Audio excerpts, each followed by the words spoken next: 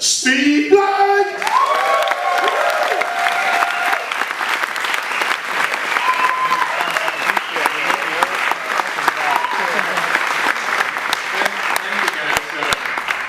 I'm here because they said the plane was stopping at the south of France, and they kind of put me in a taxi, and I ended up here. But I have to tell you, I'm honored to be in one of the most exciting events I get to see, and that's a Startup Weekend event. I just want to remind you a little context, is that you're the first generation of entrepreneurs that we actually now have an idea of how to teach entrepreneurship. 10 years ago, what you would have heard were war stories from entrepreneurs. No methodology at all, just kind of, this is how I did it when I was, I was your age, and gee, isn't this great, and isn't this fun? But in the last 10 years, we've kind of built an entrepreneurial management stack. A bit of knowledge on how to build something that's very different than how you would build a large corporation. And you're recipients of kind of that structure. And so my work, Eric Ries's work, Alexander Osterwalder's work, and others are now adding to the knowledge of what is it you actually do to build an early stage venture that's successful. I want to remind you, how many of you are engineers? How many engineers? How many business people? Okay, I'm going to tell you something you didn't quite know. When you signed up, at least for this weekend, and maybe if you do a startup for real as founders, you're no longer any of the above. You're actually artists. Because founders of companies are closer to artists than any other domain. Because an artist and a founder see something that no one else sees. No one else sees it. They say, look over there. And everybody goes, what? What? You go, no, over there. Do you see what this is going to become? And your job as founders is not only to have a vision, but to convince other people who aren't equally insane to kind of join you. No, come on. What are you talking about? I don't see it. No, come on with me. And it's that reality distortion field, and that vision, and that passion, and that drive that make you unique in the entire world. You're unique. The good news is we now have a process for turning that vision, which is essentially on day one, a faith-based enterprise, because you're just guessing, into a series of facts.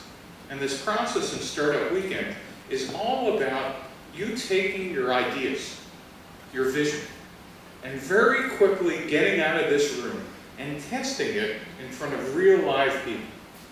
Because as we now know, a startup is not just about what you thought or what you and your co-founder thought.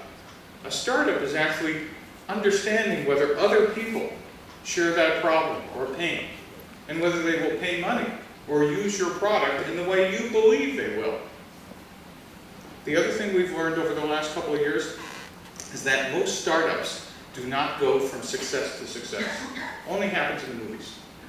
Most startups actually go from failure to failure. And what we now know is that if we keep those failures small, and we iterate, and we pivot, that is, if we change our assumptions based on some facts, we can actually move fairly rapidly from faith into facts. And this weekend is a great first shot at trying all these techniques.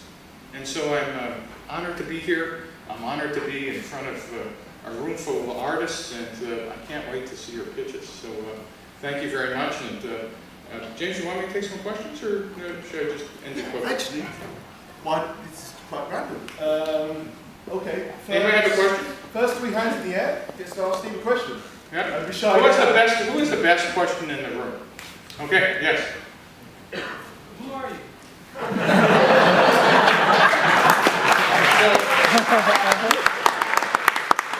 So my mother, who had been asking that for years, and now my wife, every once in a while, who's here as well, looks at me every once in a while and says that too. I've been called lots of things. One of the things I'm proudest of in this room is I'm the father of the Lean Startup movement. My best student was a guy named Eric Ries. Any of you read Eric's stuff, Lean Startup? Ought to be on all your shelves. I funded Eric's first company. Actually, I funded two of his companies, one of which he doesn't talk about anymore. And the reason made him take my classes. That was the condition of funding a second company, which is called IMVU. And I sat on the board, and we kind of developed the lean startup movement as I had developed something called customer development with a book called The 4 Steps to the Epiphany. And then Eric combined customer development with an agile methodology at IMVU and turned it into the lean startup movement. And there's another guy you should all know about and have at least downloaded his stuff, if not bought his book, Alexander Osterwalder, who's written a book called Business Model Generation. And Alexander and I work together, integrating our processes together as well. I did 8 startups in 21 years, 4 IPOs, 2 traders, one so deep it left its own iridium because I blew $35 million of other people's money. And the reason why I can tell you that is in Silicon Valley, do you know what we call a failed entrepreneur? It's a special word. You might know? Say it again. Experienced. And that's not a theory, because after I lost the $35 million and had to call my mother, I said, Mom, I lost $35 million. And she said, where'd you put it? I said, no. I lost it. I spent it, it's gone. And she said, are you going to jail? And I said, no. I just came from 2 VCs. The reason I'm calling you is they just gave me another $12 million. And then she said in Russian, are all these people crazy? And I said, well, sort of, it's Silicon Valley, which she never understood, by the way. My mother never thought I had a job until I became a professor. And then after 20 years, Mom, I bought you a house. No, I was too ashamed to tell people what you did. I don't know if you have that problem with your parents. But in any case, my last startup with the $12 million I raised, I returned $1 billion each to 2 VCs. And then I retired, and now I teach something called the Lean Launchpad, which is a methodology where some of this came from. At Stanford, at Berkeley, at Columbia, at Caltech, and the US government has just adopted the methodology that I teach for the standard for science and engineering in the US. And this fall, ARPA, the Advanced Research Project Agency in the US, will adopt it as well. But I'm retired, so that's what I do. What do you do? How are you? I'm sorry? I hope I'm where you were 40 years ago. Yeah, so the nice thing is in this room, in about 10 years, look around. Look around. I want you to look at everybody here. Because you ought to recognize everybody in this room. Because in 10 years, at least one of you will be worth 50 million euros. At least one of you. That's the good news. The bad news is for the rest of you, you would have been better off working at McDonald's. Now the best news is the real test for an entrepreneur is when I asked you to look around. Is I hope you were the ones looking around feeling sorry for the other person on the picture. So that's the true test of a world-class film. Did I answer your question about Elaine? Okay, good. Any other questions? 2 more? Yeah? Come on.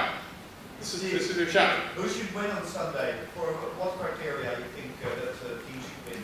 So it's very funny. I'm going to give you the Steve, which is the answer, which is usually more than just a sentence. I used to pick, for my classes in the last 10 years, the best idea. Who had the best idea? And then you get, because my classes are by admission. And okay, who had the hottest idea or the hottest technology? And I have to tell you, after doing this for a decade, I just relearned what venture capitalists knew for 40 years. Your idea is going to change. I don't care how convinced you are that you have the most brilliant idea. Selecting for the best idea actually is pretty stupid. What I want to pick for is who has the most passionate team, who has a track record of learning the fastest. So for me, if I was sitting here on Sunday, what I'd be picking for is the teams that have learned the most. I don't want to hear where you ended up as a single statement. What I want to hear is where were you Friday night in your idea? And what did you learn Friday, Saturday night, Sunday? And it's that journey that actually will make you a great entrepreneur. You know, we thought X, we got out of the building, we showed somebody a prototype, we built an MVP, and boy, you know, here's what we learned, and here's what we pivoted, and here's what we iterated, etc. And it's that amount of learning that I tend to value rather than, you know, whatever. Now, I have to tell you the one exception to that. I used to say this all the time, and I still do. And by the way, in our classes, when we teach this, Every week, students need to go out and meet 10 to 15 customers eyeball to eyeball. These are students taking full-time classes. And by the way, we beat them up when they don't. And one week, one team came up and said, well, we only spoke to one customer. And the whole class gasped because they knew what I was about to do next. But they said, before you beat us up, let me put the slide up of this one customer. And it was an order for $500,000 in the middle of the night. I said, you know what, we have the first exception. So if any of you come in with an order for something substantive, you can get the pass of not talking to customers. Any other questions? Last one, go on. Yes. Only questions in the back is like people here like not being able to see me. Is there too much glare or something? Okay. Yeah, I think there's a lot like me from Europe who learn from like Silicon Valley, from the environment, the entrepreneurship environment, and I was wondering what are the things what you can learn like from Silicon Valley, from Europe, what did you learn? Yeah, so I've spent the last couple of weeks in Europe and now a week in Delft and Utrecht and The Hague here in the Netherlands.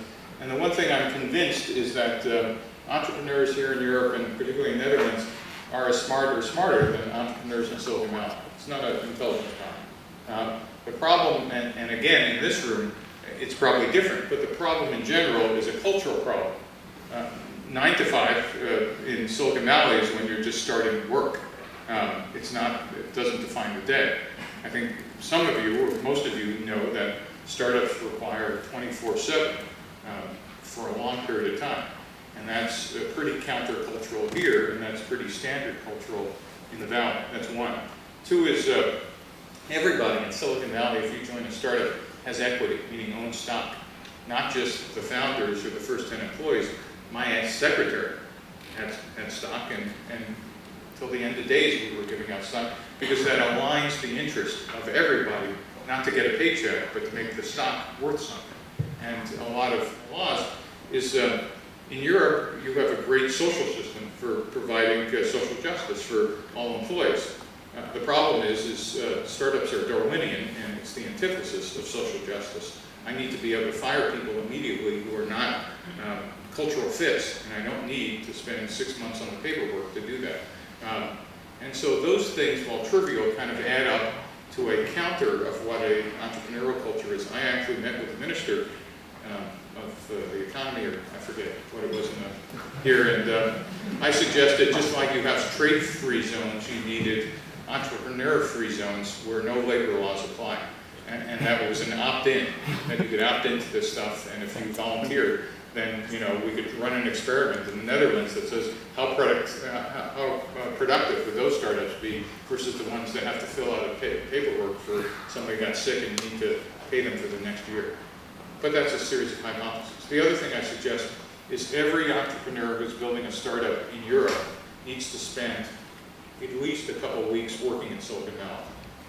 Not because it's better, but because the culture and the way we share things is something that you need to take back here and spread as a virus. The culture is actually pretty important. And it's a culture of sharing, it's a culture of openness, it's a culture of whatever, nothing that you guys couldn't do in a minute, and that Startup Weekend and these other entrepreneurial activities are the beginnings of. Does that answer your question? Did I answer your question? Yes. One more? Squeeze in one more, just down here. Yes. I would say I'm delighted and surprised to see you. Do you invest in European startups? So that's known as a leading question. So I tend to not to be an investor. Every once in a while I'll invest in my students because I know them, I've worked with them, and I see how hard and what they're capable of. And every once in a while now I invest in some of the National Science Foundation teams.